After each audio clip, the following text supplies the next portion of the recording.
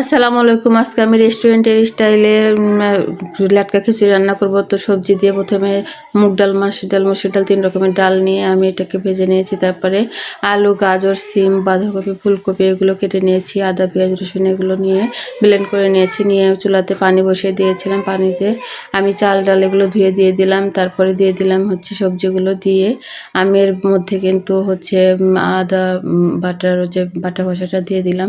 লবণ, তেল, হলুদের গুঁড়ো, মরিচের গুঁড়ো, ধনিয়া গুঁড়ো দিয়ে তারপরে কিছু আস্তা গরম মশলা দিয়ে দিয়েছি ফ্লেভারের জন্য। আর এই খিচুড়িটা খেতে এতটাই মজা লাগে, না আবার বানালে আপনারা বিশ্বাস করবেন না। অবশ্যই খিচুড়ি অবশ্যই রান্না করে খাবেন। আর এর মধ্যে বাগার না দিলে ভালো লাগে না। বাগার দিয়ে আমি একটু ভাজা জিরে গুঁড়ো আর মশলা গুঁড়ো দিয়ে দিয়েছি। দিয়ে যে হুজুর খায় আমাদের বাসায়, হুজুরের বাটি দিয়ে দিয়েছি, তাকে বেড়ে দিচ্ছি। এদিকে জামাই বের হয়ে যাবে, তার খাবার টেবিলে এক বাটি দিয়ে দিলাম।